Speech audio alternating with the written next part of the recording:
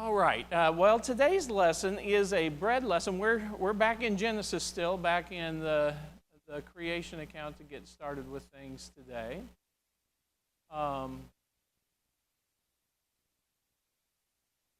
And the lesson that we're having across the board here today is God creates the plants, and then by extension animals, for the bread that we have, from which our bread comes.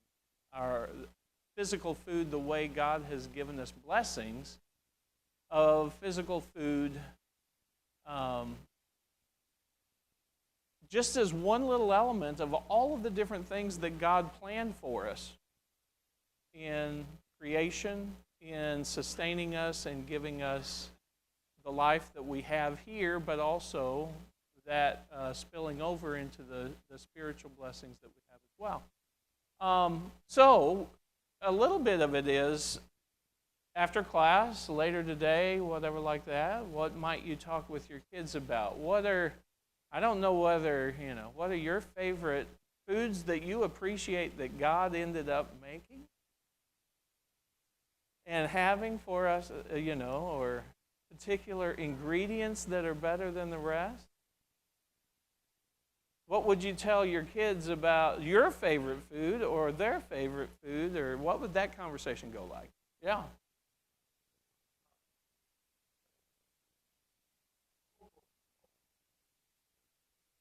Now you are, yeah.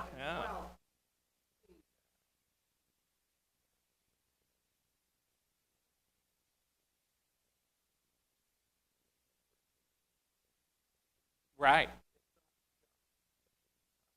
Right. Yeah.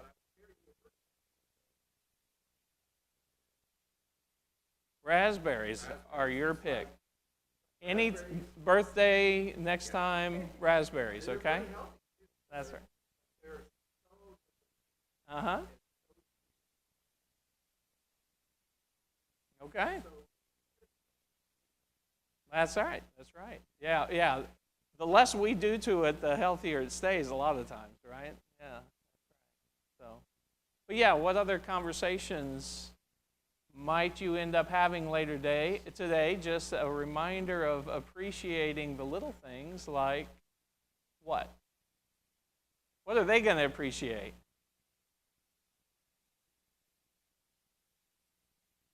Not the Brussels sprouts that you're trying to do this afternoon?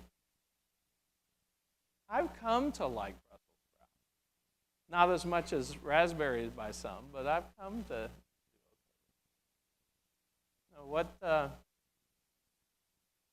What are you going to share as what you enjoy?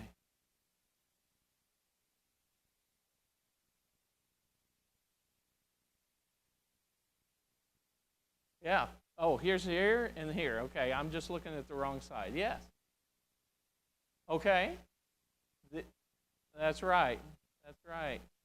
And speaking of one way or the other, you're giving me a reminder that when I was growing up, my older sister grew up more in town, and then we moved back out into rural circumstances. And so my sister came home one time, and Dad was milking a cow and pasteurizing it a little bit or whatnot like that. My sister refused to drink what we were now drinking and said, I want the real milk from the store, as opposed to stuff off the farm and that kind of thing. But yes, milk in any form ends up being good. Yes. Yeah.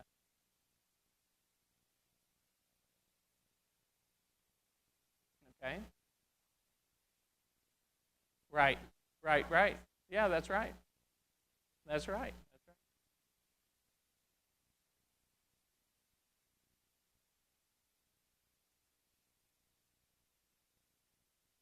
Right. Right.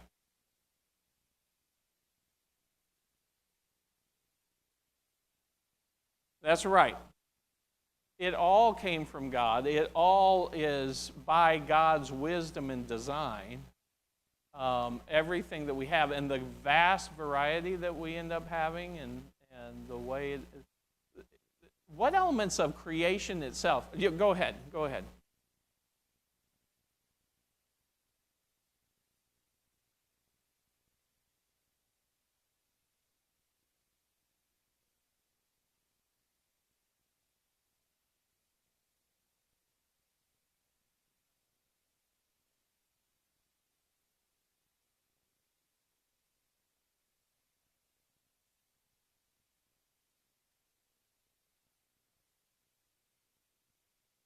Yeah.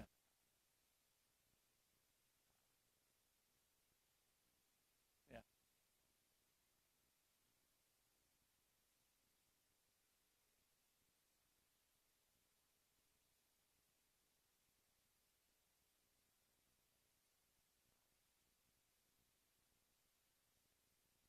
Right.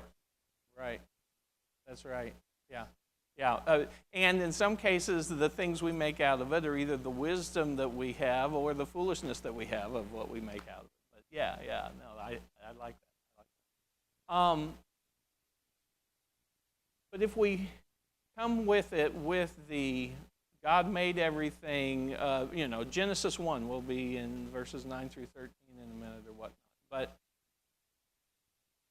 why is it that we pause to thank God around food? I mean, a couple of answers I'm looking for, but anyway, why is it that we pause to thank God about food? Okay, Jesus did. An example in particular, going back in Matthew 15 or whatnot, before the 5 loaves and 2 fish were handed out, he ended up giving thanks in front of that. Okay, so that example is perfect. Yeah. Yes. Okay, give us this day our daily bread. That's right. That's right. And there's even something interesting that I normally pay attention to this passage or other things that it's saying on the front end, but go over to 1 Timothy 4. I said Genesis 1, and there I go straight to 1.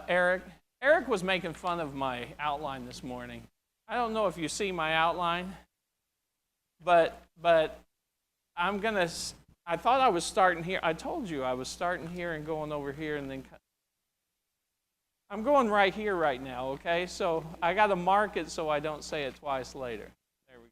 But 1 Timothy 4, verses 1 through 5. Who has good pipes that can speak out loud and everybody be able to hear it? 1 Timothy 4, 1 through 5.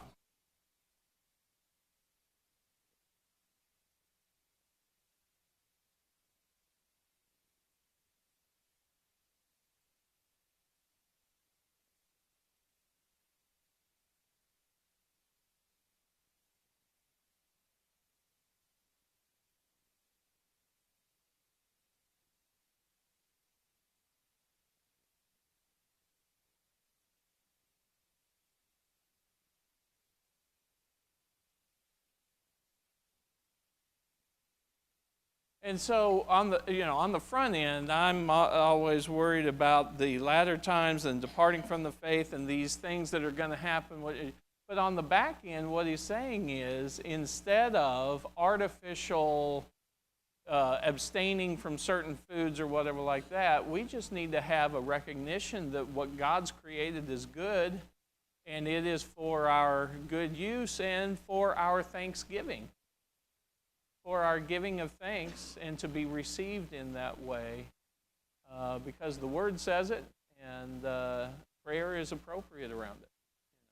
That kind of thing. In a sense, this is something that you might share with your kids as well, because I'll admit I really didn't focus on that with my kids, of saying the reason why we have a prayer before our meal is, and after a while it can end up just being, well, yeah, that's just a tradition thing, whatever, and toss this or whatever like that.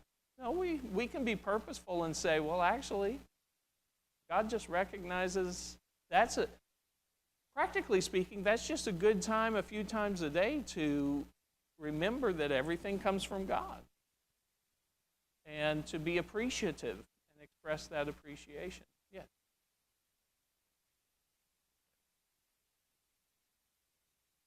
Yeah. Right.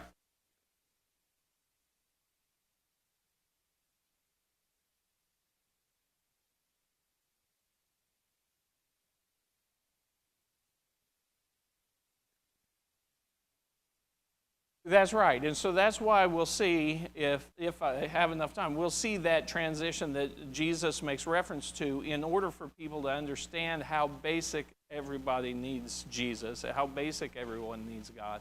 He uses this bread reference going into the spiritual. That's exactly right. That's exactly right. Um, and wow, I must be 56 years old or something, because I had a point that was going to come out of that, and it's over there somewhere now. So I'll think of what that was. But you inspired me about something else, and then I already lost it. Oh, maybe it was over here. So it's a good thing I have notes here, Eric. I'm telling you that. In the temptations of Jesus, over in Matthew chapter 4, the first temptation, how that ended up coming about, what was the first temptation laid out? Stones to bread. Because why? Why would that be such a temptation? Yeah, he'd been fasting for so long, and so the first easy temptation is, hey, just use your miraculous powers to serve yourself. Stones to bread. And what was the scripture quote that Jesus said in response? Did I say that again? Yeah. Yeah. Man shall not live by bread alone, but by every word that proceeds out of the mouth of God. A spiritual direction to, there's more to life than just food. But, hey, by the way, with your kids, you might want to correct this impression, because I had an impression for a very long time that it was sinful to only eat bread in a meal. Man shall not live by bread alone. You got to eat other things with it, apparently, or something like that. Okay, so you might help your younger child understand that's not some sort of a menu verse. Okay. Then again, you might want to leverage that for a while and get the Brussels sprouts taken care of with the bread. I don't know. Whatever your ethics are about getting them to eat whatever. No. But there is that crossover that we're talking about here. And life isn't just about the physical. But going back to Genesis 1, 9 through 13, somebody read that. I think one of the things we do have to always say at the beginning of every class is, before the world began, God made a great plan. I just had to say that because that has to start everything else in the lesson series. But that part of that great plan ended up being the physical nature of the food that we have. So Genesis 1, 9 through 13. Loud voice.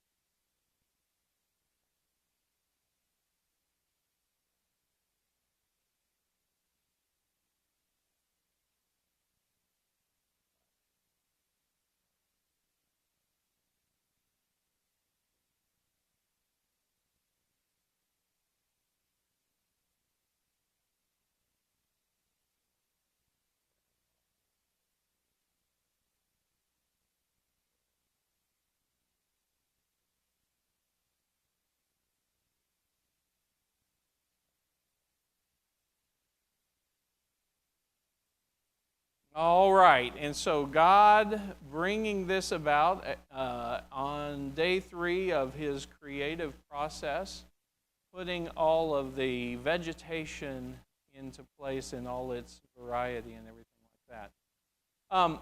A side note, I ended up, at one point I had the opportunity to be able to do a Bible study circumstance with a member who was in a facility and all that kind of stuff, but then there were others that were participating in it as well. And it just was interesting to me because some of the conversation, they had some pretty good Bible knowledge here and there and things like that, and this one in particular would make scripture references here and there and accurately and all that kind of stuff. So it was, the Bible study series seemed like it was going well, just to get good participation from everybody there.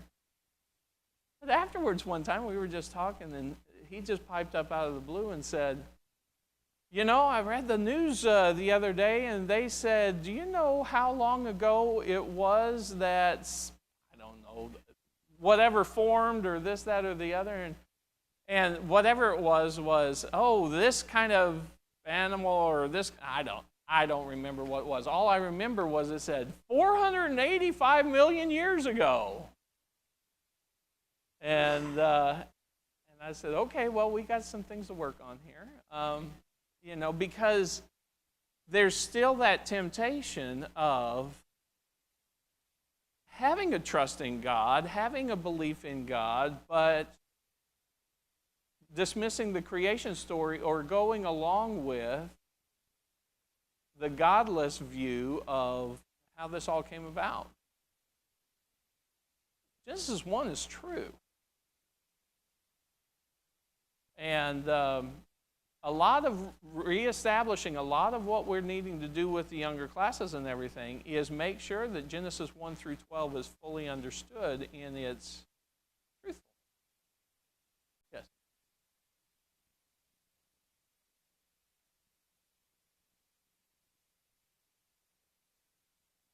Yeah.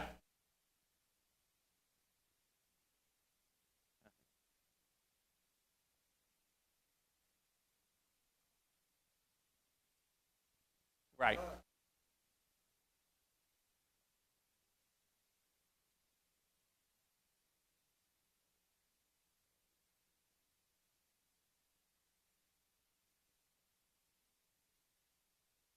Right.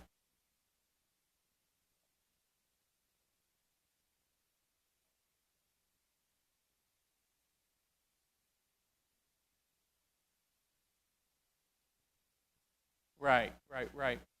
Right. And you know what? I mean, back last century when I was growing up, um,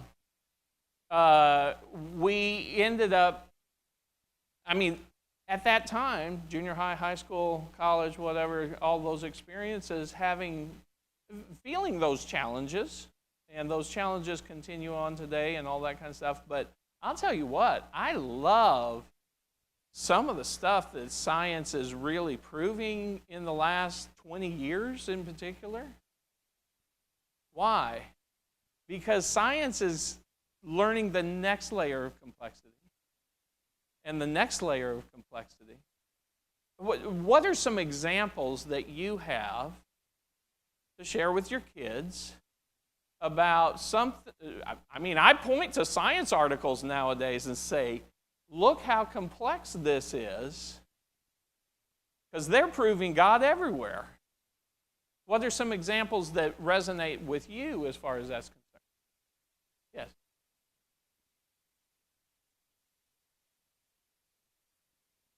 Uh-huh.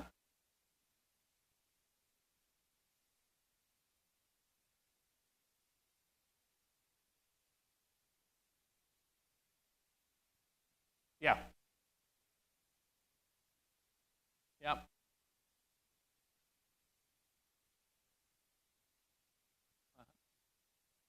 Right.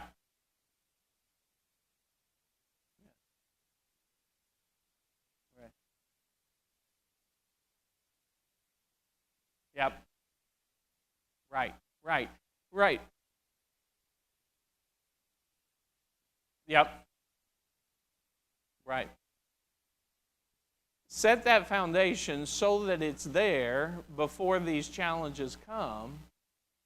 The challenges will still come, but science is helping us out so much nowadays. I'm like, bring it on.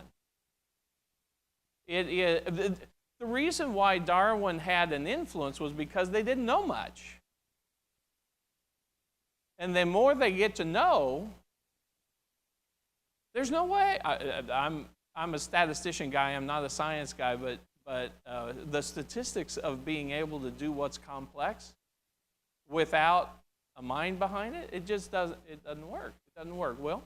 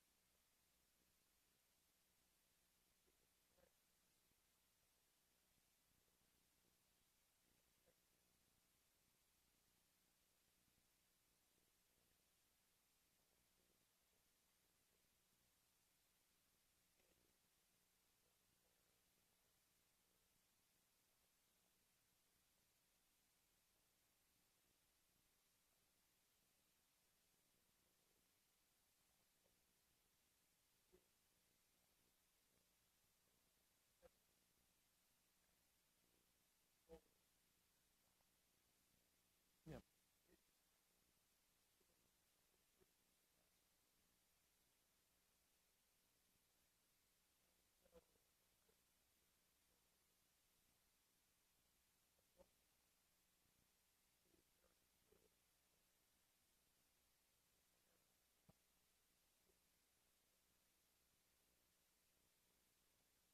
Yeah. Yeah. And to counter it, yes, with Scripture and also with just everyday life. Because if we're talking about things with everyday life, um, we're able to show the flaws pretty readily and all that kind of stuff. Yes.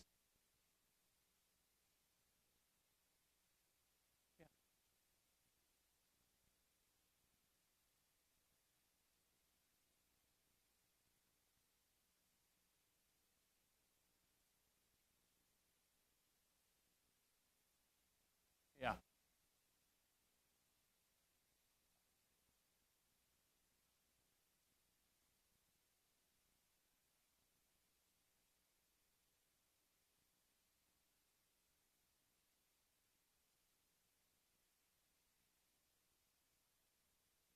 Right.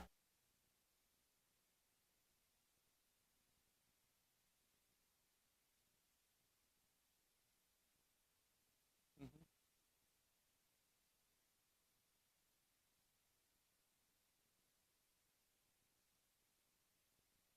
Right.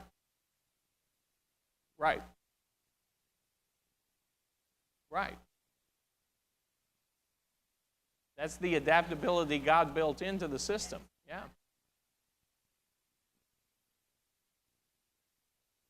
Mm-hmm. Yeah.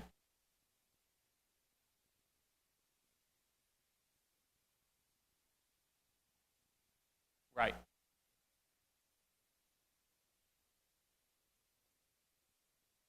Right. Right. Exactly.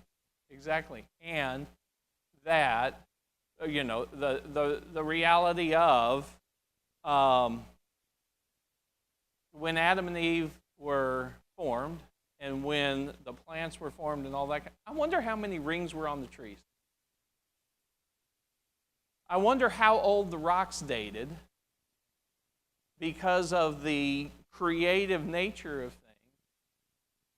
And, just boom, there. Did they date at one day? No, they didn't. What's that? Yeah, the next generation did. I think God probably pre-engineered that first belly button anyway, just so they wouldn't be worried when the next one came out. And, so, that's probably where that, yeah.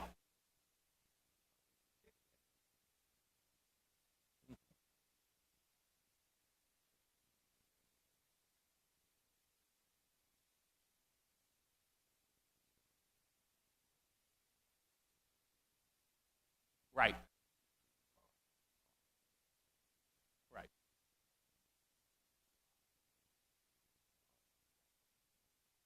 yeah,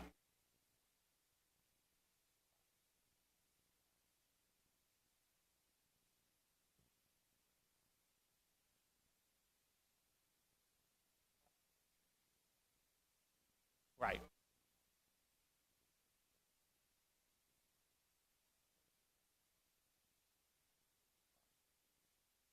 Yeah.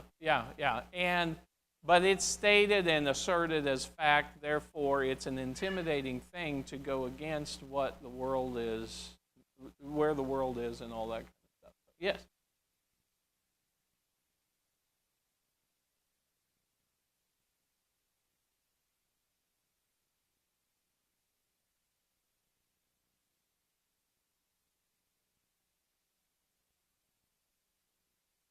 right.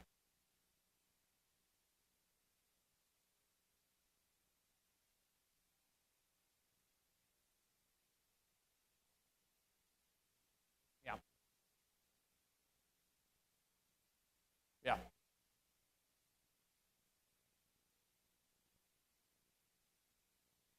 right. Right, in Romans 1 that talks about when people no longer have a love for God or have a want to recognize God, they end up having all sorts of lies that develop around their life system in order to justify whatever they want to go off into and all that kind of stuff. But if we end up establishing these are the basics and we have these conversations more regularly, with our kids, they're going to have a foundation by which you're going to be able to talk to them in junior high. You're going to be able to talk to them in high school. They're going to be okay to go off to college and all these types of experiences because you've got a real foundation, not just little stories, but we continue that conversation at the ages throughout in order to really establish. I'm telling you, whenever you end up seeing how complex DNA, RNA, I don't know, QNA, whatever you want to call all that stuff, how complex all of this stuff is, and then they're like, oh, wait a minute, there's another layer of other stuff that's going on there, and this can't exist without these other things existing, and then you end up getting to every organ, and then you end up getting to how it's all compiled. There is just no way you can ever get there other than, I think there was another hand, but I'm seeing this hand right now, so yes. Yeah, yeah,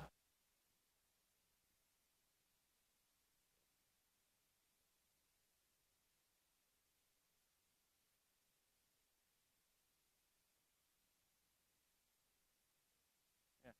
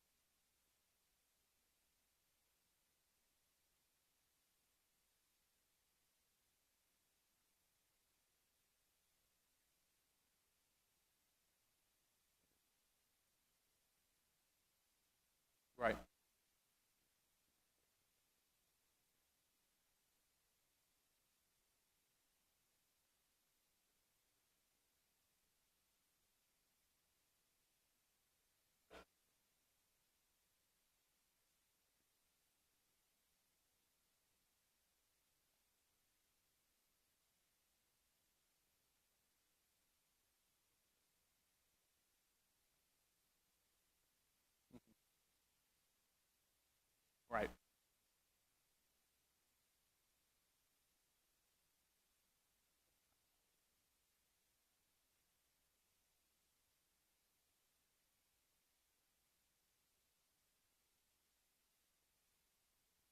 Right. Right.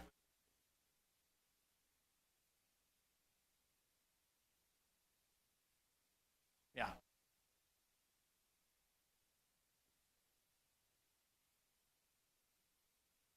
Right. Right. Right.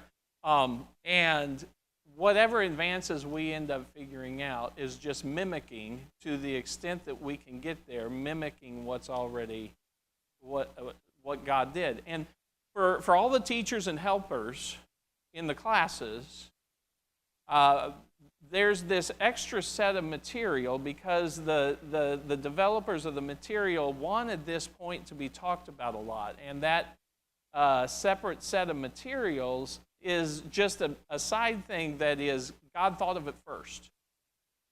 And so you may see a hummingbird that ends up hovering or whatever like that, and we end up having helicopters that end up hovering. Well, God thought of it first with designing the hummingbird.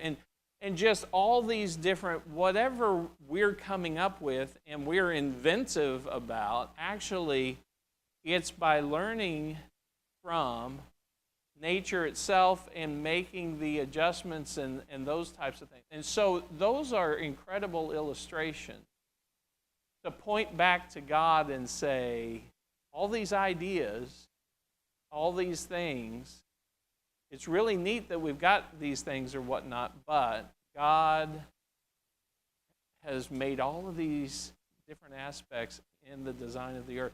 The ability of water to be everything, a lot of other things, to be soluble in water so that water transports it or contains it. Or, I mean, the whole reason why you have Kool-Aid is because you can end up, putting stuff in water and mixing it up, and it's, But the solubility of water is amazing, and every other aspect of water is amazing to achieve all the things we need it to achieve for life purposes and that type of thing. Yes.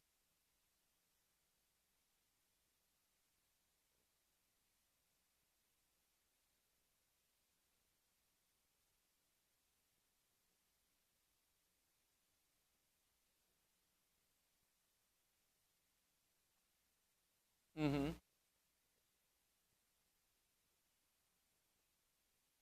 Yeah. Right.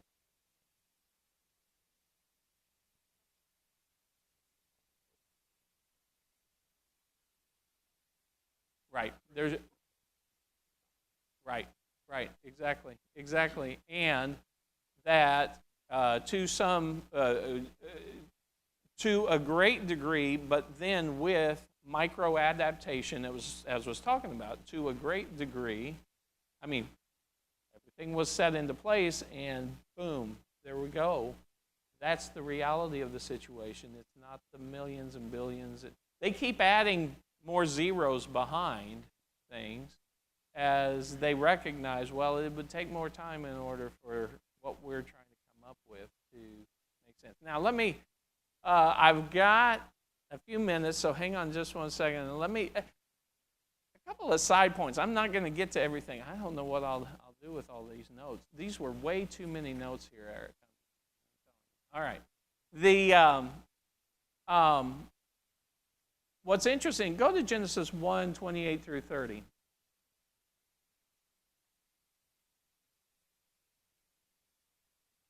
Somebody loud.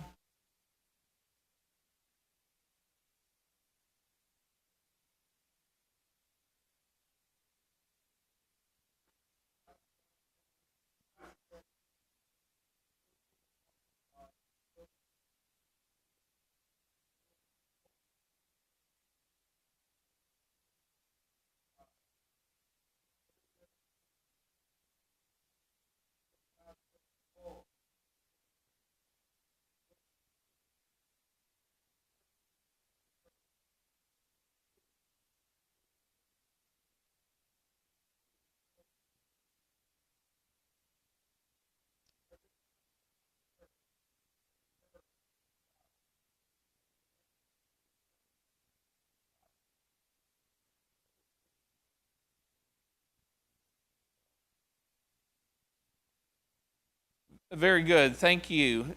So at the end of creation, what God had made was everybody was an herbivore. Everything was an herbivore. And had made it where there was a total interdependence of everything going on. And what do we also know about things? Well, the oxygen to carbon dioxide, or the carbon dioxide to oxygen.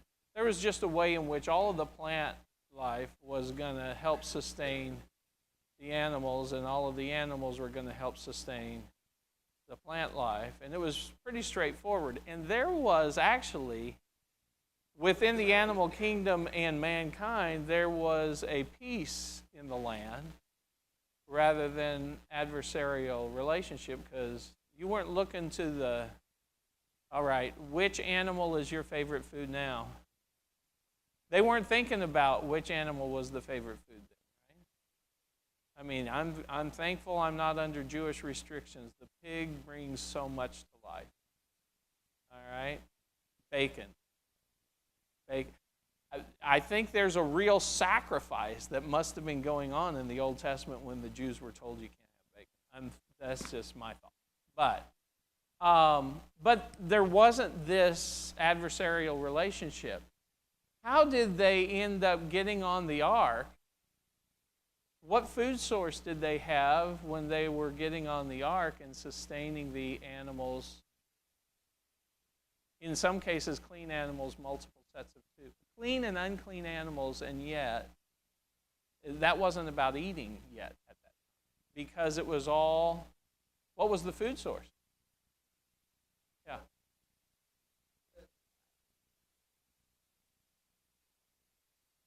Yeah.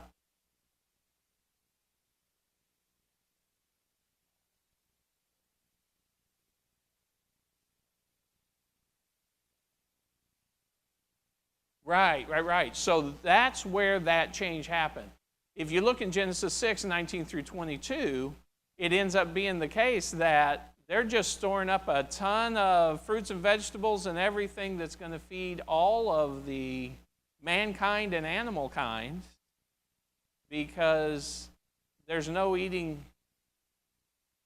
But there ended up being extra clean animals, more sets of clean animals. Why? Because right after, you can start eating those things, and they're going to be afraid of you now. This is an interesting little tidbit that might be a fun conversation for you with your kids, where you end up saying, hey, Genesis 1, Genesis 2, look at the food. Genesis 6, look at the food. Genesis 9, that's why they said, hey, the clean animals, take some extra pairs, because not all of them were going to be reproducing. Some of them were going to be eaten, and that kind of thing. Well, I didn't get to near everything, nor did I get to the song we might sing together and all that kind of stuff. So thank you, Matt, for having it ready, but we're not going to do it. We'll go ahead and break from here and be done. All right? Thank you so much for the conversation.